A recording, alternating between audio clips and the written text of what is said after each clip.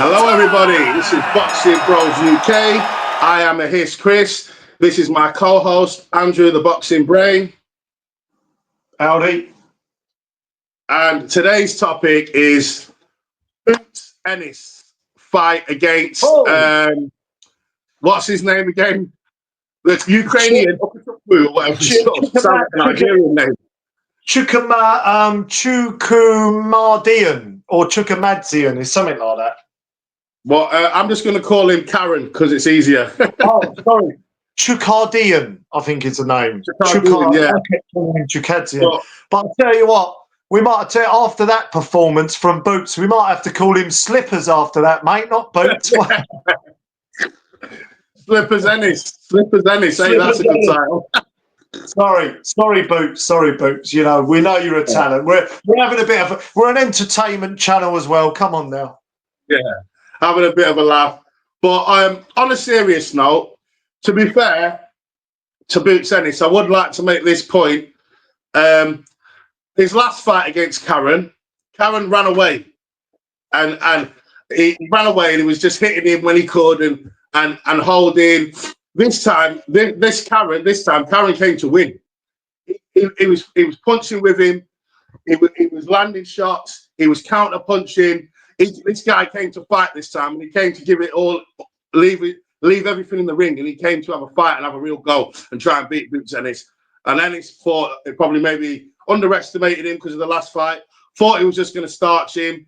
That's why, like, the fight played out the way it did, very, very, very badly. Like, when you have a rematch, you're supposed to do better in the rematch. Especially if it's not close. If you absolutely win every round in the first fight, there's no point in having a rematch, really. And if you do, you better knock him out. And this time, he was worse in the rematch. He was worse, and Karen was a lot better. Not best speed. I know Chukardian, Chuk will call Karen. That's calling Karen.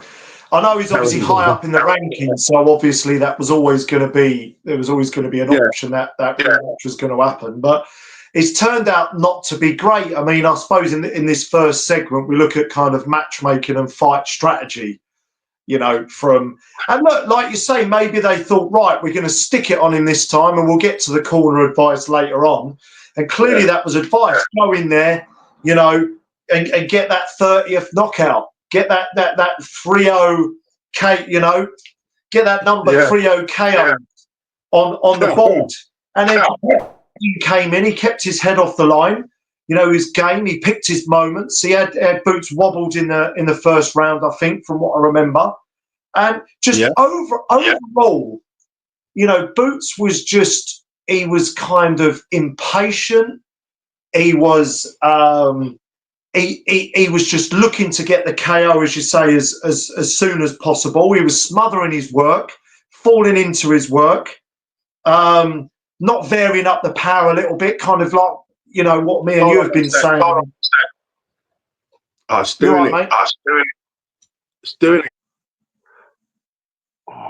Yeah, sorry about that. We had a little, I've forgotten where I was at there. Boots was smothering his work. Yeah, so Boots was smothering his work. Karen was keeping his head off the line a lot more, was picking his moments.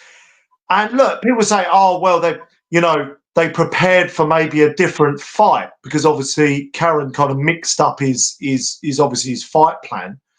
But then you've got to be able to make those adjustments on the move, on the fly. You've got to have a plan A, B, and C at the elite level, at the top level.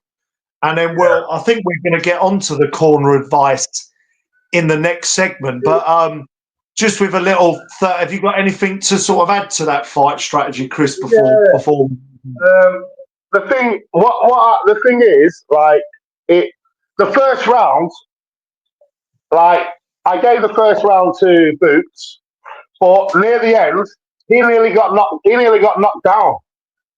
Beautiful counter punch. Got caught by a left hook, which Karen kept catching him with the left hooks. And because it was a balance issue, But if his glove would have touched the ground, that would have been a 10-8 round. Not good. Not good. So that should have told Boots Ennis that this guy isn't coming to play this time.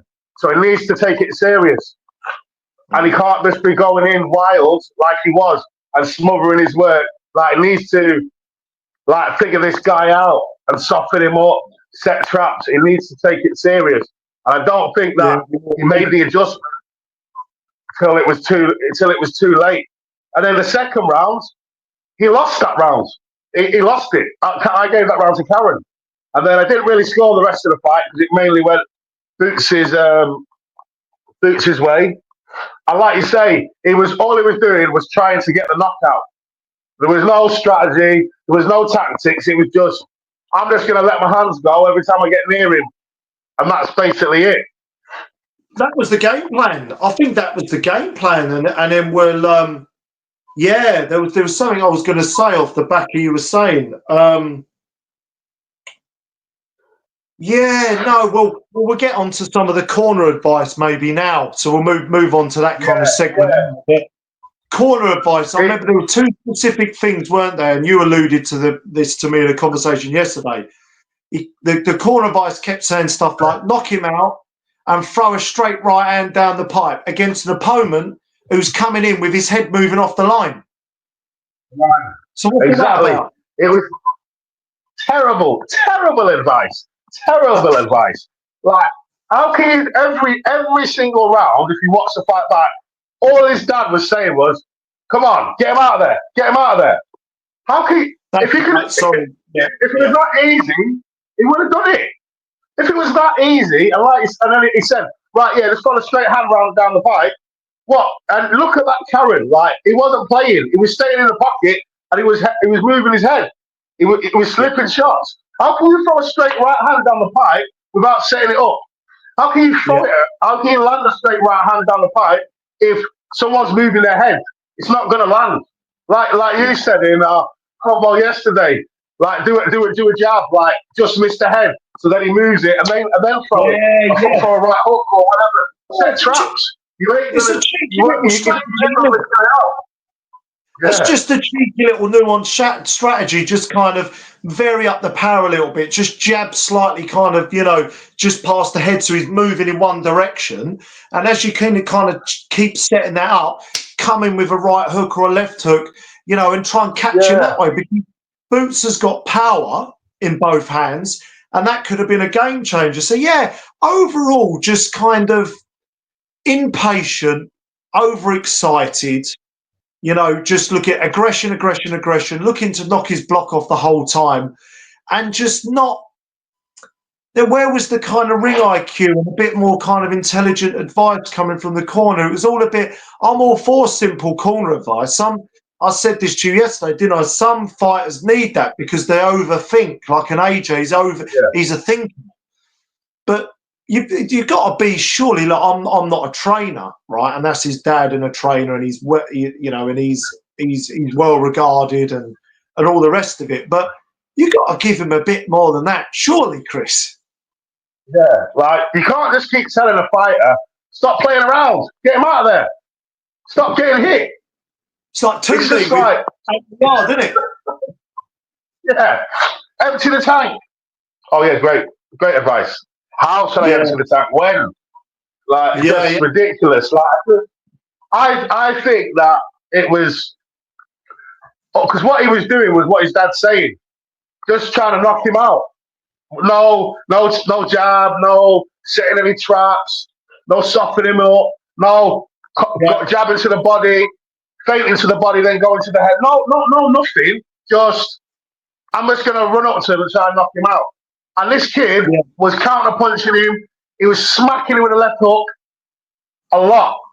He only just started blocking that left hook in the later rounds. Like, when we get into like rounds 8 to 12, it was really, really bad. And like, I know, like Eddie Hearn said in the press conference, he's not worried about what's coming back, so that's why he's just walking through these fighters and taking them out. And he's making the fights exciting. Okay, because I want to come off the back of what you're saying there. It's all very well saying you're not worried. He's not worried about what's coming back. You know, he's got to shore up that defence. Anybody who's watched his last two fights has said this. So if he steps up, and we're getting this into this in I think our last segment of this video. But if he steps up against a Virgil Ortiz, who we know can punch, against a Boachuk, someone like that who will go to war with him, against a Madrimov who can punch, against Murtazaliev up at Super Welter, who we saw against Tim Tszyu, right? Those fucking East Russian, you know, make Baturniev Terminator types that they seem to concoct out there, right? Hitting with, let's see if it's okay to enjoy what's coming back against someone, not with whatever Chuk's got. I don't know how many knockouts he got on his record. Chukadzian, I've got it written here somewhere. 13 in 25. Not known as a passive puncher. Well, is he going to be able to do that against Virgil Ortiz, Boachuk, Madrimov, Murtazaliev, Welter? Come on, let's not be silly. Oh, we don't need the defence. What are you talking about? You do. And like, I don't care. In boxing, bad habits are hard to kick. If you get in the habit of, in life, if you get in the habit of like just walking with your hands low, so you can let your hands go as soon as you get into range, and while you're doing that, you're taking left hooks to the face. You ain't just going to stop doing that in one training camp when you've been doing it you've done it for the last two fights. Got hit too much. Got hit by left hook coming in. Where I maybe try and give him some credit, right? Because I don't want this to be a boot. I know there's a lot of videos going in the aftermath to this. I didn't like the performance, so we will move on to what's next soon. But what I guess just to give another angle to it, because he's a very talented guy. You know, good amateur, Golden Gloves. You know, we know he's a talented guy. Maybe if he does step up to super welter, which it looks like he's probably going to have to do, I think. Maybe when he is in there with those kind of real kind of live dogs and heavy hitters, maybe we'll adapt and we'll see that defence being shot. So I'll maybe just chuck that out there that sometimes some fighters, they fight to the level that they perceive themselves to be at. He didn't respect Karen's power. I'm just chucking that idea out there just to make the video a bit more balanced. Devil's advocate. Like you say, like Billy Joe Saunders, he's one of them fighters. He only turns it on when it's even Tyson Fury. He don't turn it on. Look how he performed against Otto Wallin. Dog shit. Yeah. Then the next fight he goes in against Wilder and absolutely obliterates him. Probably one of the best performances of his career. Ngannou gets knocked down by a novice. Then he goes in against Usyk and gives a really, really good account of himself. Regardless of the result, he really, really gave a good account of himself. And for 4 rounds in the middle of the fight, he won 4 rounds in a row in the middle of the fight. You know? Some people, it's a bit like my football team, Tottenham, right? They only seem to be able to raise their game against the better teams. I don't know, it's a mentality thing with some people. So we'll see that. But moving on to what's next, I've got a little... I've got what I would like, right? This ain't going to happen, but I just want to chuck this out there for you. What I would like, I would quite like what's been touted to going up. Ortiz Jr. It's an easy fight to make. I think you quite like that one, Chris. For the interim WBC belt, we'll give Boots the exposure I think he deserves as a talented guy that he hasn't got on a Saudi card payday. If he gets through that. If that fight can't be made, someone like a Conor Benn, I know Conor Benn won't be ready for it, but that's a fun tear up if that can happen. And then maybe after that, if he gets through that, who is it I've got? Yeah, you've got Fundora, who's the WBO and WBC champ, Murtazaliev, the IBF guy, dangerous. But what would you like to see next, Chris? Anything different? I agree with you, really. All them names, great fights. I do think Ortiz on a Rider season card would be would be really good, give him the exposure. But post-fight interview, straight after the fight, he did say, out of his own mouth, I think I need to move up to 154. That wasn't the best performance. Definitely. So then in the post-fight presser, Ryan Garcia has been tweeting, "What's my best punch? Left up. What do you get hit with all night long? Left up. Let's do it. Let's do it at 147." Gosh. Yeah, and he did say they asked him. They said, "If you could fight, who would you fight? If you had the choice, Ryan Garcia at 147 or Ortiz at 154?" And he said Garcia, but basically, I'm paraphrasing. Basically, he said Ryan Garcia chats shit. He won't fight me, but if he was serious, I would fight him. And Eddie Hearn said, Ryan Garcia's one of the biggest names in boxing. If he wants to fight Boots Ennis, we'll make it happen. So something along those lines. So my only problem I've got, just and you alluded to this to me yesterday. I didn't actually think this, and then I was looking at his kind of stats and everything. What is he? 27 now. Boots Ennis 28. Right, he's going to get more round shoulders as he gets older. He's going to hold on to I don't know what his strength and conditioning is. All that's all different. Going to hold on to more muscle mass. Right, he's got a 5'10" frame, which for a welterweight is quite considerable. He's quite big for the weight anyway. How much longer is he comfortably going to be able to make 147 in your opinion? Because it looks like he might be a bit cutting it fine now, a bit drained and whatnot. I don't know. Yeah, I don't know. He looks big for the weight. I just think, maybe what you said before, he fights to the level of his opposition. He ain't getting the fights at 147 to really put the fear. Some fighters, in Rocky, when he says he's coaching Tommy Gunn, you need fear. Frankie Fear is your best friend, or you'd be your worst enemy. You've got to control the fear, and he needs the fear. And Boots Ennis, maybe he just hasn't got the fear, and he won't get it at 147 because there ain't fights at him at 147. Like the other champions, who are the other champions at 147? Do you write them down? Staniolis, Brian Norman Jr. And who's the other guy? Barrios. So if he fights one of them, great. But if he can't get a fight with one of the champions next, move up to 154, because he can always go back down if he wants to go undisputed. Because I don't think he's too big in weight range, because he went 12 rounds and he went 12 rounds easily, and he got hit a lot. Fair enough. So I think he needs to. Yeah, I'm over. Yeah, I don't think he's. But yeah, you could be. I don't think he's struggling at 147. It's just he's not getting the fights. He's not getting the fights where he has to think and he's facing adversity. And if he gets hit with one left hook, he doesn't want to get hit with it again, so he puts his hand up. He's not do you know what I mean? Like he'll have the fear where he's cautious, he's softening up, he's setting traps, and maybe his corner might give him some better advice apart from get him out of there, get him out of there. The thing is, at 154, fucking hell, there are some killers at 154. It might make more sense. So I don't know, like Eddie to stick him in there with a Liam Smith or a Josh Kelly. I know that sounds a bit crazy, but I don't know. Maybe stick Josh Kelly in it. Josh Kelly needs a big fight, doesn't he? Like he's becoming fucking anonymous if he's not careful.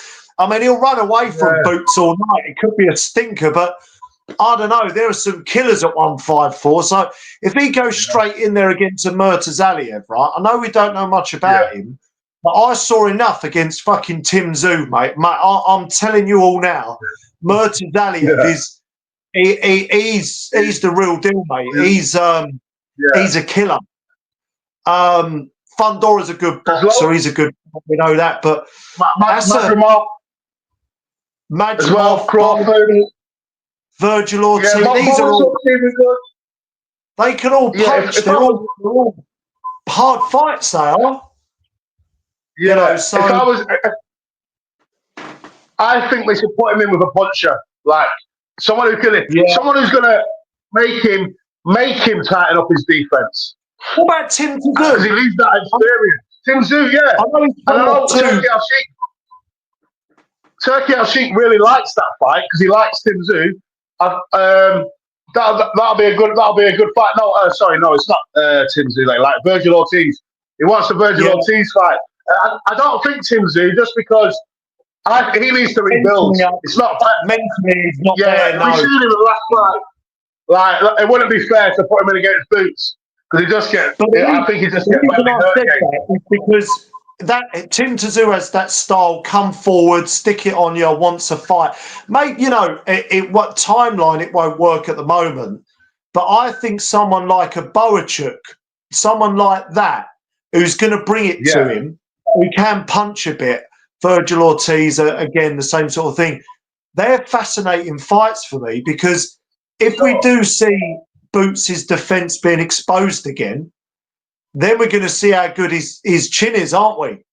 So yeah, exactly. And then he might have to hit the canvas and get up, Chris, and then we're going to know what he's made of, Chris. So see if he's got fight or flight, because what he should do, if he's not going to get a unification at 147, I wouldn't waste my. If he just wants money and not legacy, take the Ryan Garcia fight. But if he wants a legacy, the winner of Boachuk and Madrimov, the winner of Boachuk Madrimov, fight them. Whoever wins that fight, because you don't really want to fight people who are just coming off a loss. Fight someone who just won, full of confidence. So the winner of Boachuk Madrimov, fight the winner of that. Yeah, because it end of December, and make the fight whenever. You've got a month to recover from your fight. Have it in June or whatever. I think that's what you should do. Go to 154, fight one of them, because they haven't got a title. Well, they're good fighters. And then you see what you're made of and move forward. Then you might get the Crawford fight, or you might get a mandatory slot or whatever. Depends, you know? For you, Chris, just as we kind of round up here, just another name. I'm not sure how much I like this fight because he needs some sort of rebuilding process, but he's still number one with one of the, I think it might be the WBC or one of the others. Just chucking the name out there because it's a big name. Errol Spence, I know he's in the wilderness. Yeah. No, do you know what? That'll be a wicked fight. Errol Spence. Errol Spence at 147 because he hasn't, Errol Spence said he's going to 154, but he hasn't actually done it. He hasn't done it. He said I'm moving to 154, but he hasn't actually confirmed the fight yet. He's just talking. He hasn't actually confirmed any fights at 154. So if they can kind of persuade Errol Spence to try and get in the ring and fight at 147 again, I think that will be really, really good. Really, really good fight for him. And it'll test him. I mean, again, you don't know, like we've seen this, haven't we, with other fighters, long layoffs, the history he's had. There might even be trouble with him being able to make 147 at this stage, and there's a few elements to that that we don't know. Even if they both did it at 154, it'd be a great fight because it's still a big name. Well, you know, and it would. If he does a job on Spence, like what Crawford did last time out, again, like what you said earlier, that kind of raises his profile again. So if he fights Virgil Ortiz and then Errol Spence, two massive potential wins on his record, massive. Yeah. He then becomes potentially a superstar after that. So come on, Eddie, sort it out, mate. Sort it out. We want to see him in some big fights. Right. We'll come to the end, guys. Please like and subscribe. Like and subscribe. Boxing Bros UK. All love. Like and sub, guys. Like and sub.